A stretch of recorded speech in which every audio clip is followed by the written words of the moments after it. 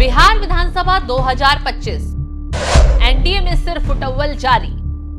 चिराग का लगातार नीतीश पर हमला। जेडीयू ने किया चिराग पर पलटवार।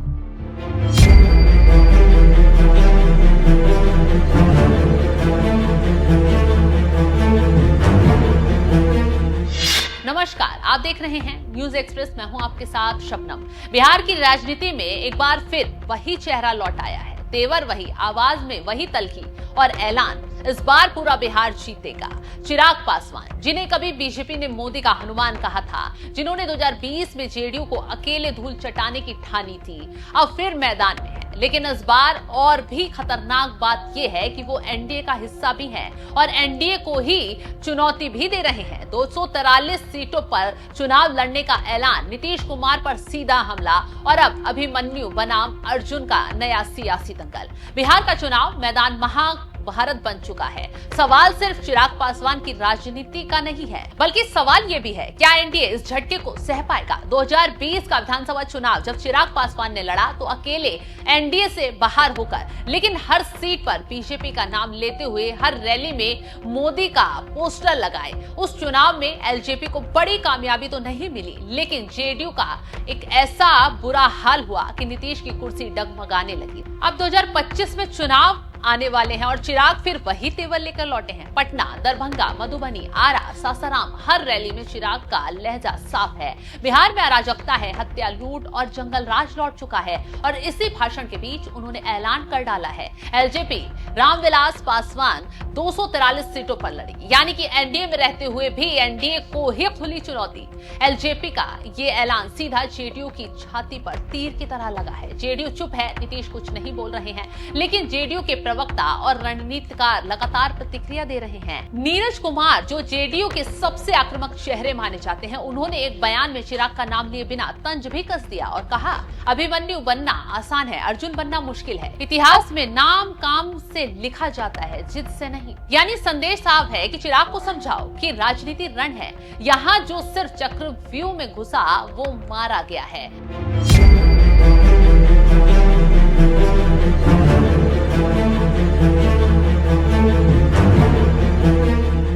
जाहिर है जेडीयू चिराग को लेकर संदेह में है, गुस्से में है और बेचैन भी है। अब बड़ा सवाल, क्या चिराग पासवान एनडीए के भीतर ही एनडीए को तोड़ रहे हैं या ये सिर्फ एक राजनीतिक या रणनीतिक दाव है जिसका मकसद बीजेपी को दबाव में लाना है? क्योंकि 2025 लोकसभा चुनावों में एलजेपी रामविलास ने बड़ी कामयाबी पाई थी। खुद चिराग पासवान को मोदी जी ने मंच से रामविलास जी का बेटा कहकर प्रचारित किया था। तो क्या चिराग अब उसी लोकप्रियता का इस्तेमाल एनडीए के भीतर अपना वजन बढ़ाने के लिए कर रहे हैं या फिर बीजेपी के इशारे पर जेडीयू को कमजोर करने की सुनियोजित चाल है?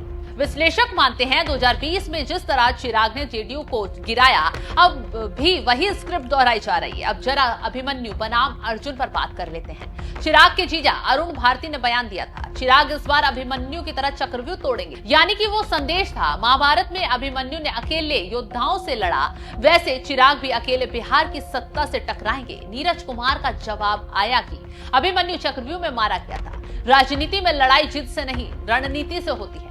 यानी जेडीयू ये बता रही है कि चिराग का ये तेवर उनका अंत कर देगा, लेकिन चिराग चुप नहीं है। उन्होंने साफ साफ कह दिया है, मैं डरने वालों में से नहीं हूं, जो सच है वो बोलूंगा और अगर 243 सीटों पर लड़ना पड़ेगा तो लड़ूंगा। चिराग अपनी हर रैली में एक ही बात दोहरा रहे हैं, बिहार में कानून व्यवस्था चरमरा गई है, महिलाओं की सुरक्षा नाम की कोई चीज नहीं है, युवाओं को नौकरी नहीं मिल रही है और प्रशासन नाम की कोई चीज बची नहीं है। चिराग इन मुद्दों को लेकर जनता के बीच नीतीश सरकार की असफलता का बखान कर रहे हैं और यह आरोप वो तब लगा रहे हैं जब खुद की पार्टी एनडीए में है, यानी सीधे तौर पर नीतीश ही नहीं पूरे गठबंधन को चुनौती। और सवाल ये है, बीजेपी क्या कर रही है? क्या चिराग को खुली छूट मिली है जेडीयू पर हमला करने की? क्या बीजेपी चुपचाप ये तमाशा देख रहे हैं या फिर पूरा खेल बीजेपी के इशारे पर चल रहा है। राजनीति जानकार कहते हैं कि बीजेपी चिराग को ट्रायल बैलून की तरह इस्तेमाल कर रही है। अगर चिराग की लोकप्रियता बढ़ती है तो बीजेपी उन्हें ज्यादा सीटें दे सकती है और जेडीयू को दरकिनार भी कर सकती है। अगर नहीं बढ़ती तो चिराग को किनारे लगाकर एनडीए में फिर से एकजुटता का नाटक कर सकती है। बिहार की जनता अब समझदार हो गई है, उसे पता है कौन किसके इशारे पर बोल रहा है। 2020 में चिराग ने अकेले लड़कर नीतीश को बड़ा झटका दिया था और अब 2020 में अगर फिर से वो वैसी ही रणनीति लाते हैं तो वोट कटवा नहीं, वोट निर्णायक बन सकते हैं। खासकर युवा वर्ग जो नीतीश सरकार से नाराज है, वो चिराग की तेज और स्पष्ट भाषा को पसंद कर रहा है। लेकिन दूसरी ओर वो वर्ग भी है जो एनडीए की एकता में भरोसा रखता है। चिराग पासवान की रैलियों में भीड़ है, उनकी आवाज में तेवर है और उनका निशाना सीधा नीतीश कुमार पर है। 243 सीटों पर चुनाव लड़ने का महज बयान नहीं है, ऐलान है कि मैं फिर से वही चिराग जो अकेले एनडीए की छतरी में तूफान ला सकता हूं। अब देखना यह होगा कि बीजेपी इस चिराग को बुझाती है या फिर हवा देती है, इस चुनौती का जवाब देती है या चुप्पी से सह जाती है, और जनता इस बार चिराग के साथ जाती है या नहीं, जिद्दी अभिमन्यु मानती है या नहीं। एक बात तो तय है कि बिहार का चुनावी रण फिर से चिराग की आग में तपने जा रहा है। फिलहाल जिस तरीके से चिराग ने अब बयानबाजी देना शुरू कर दिया है, क्या एनडीए की मुश्किलें बढ़ सकती हैं? इसको लेकर कमेंट बॉक्स में अपनी राय हमें जरूर बताएं।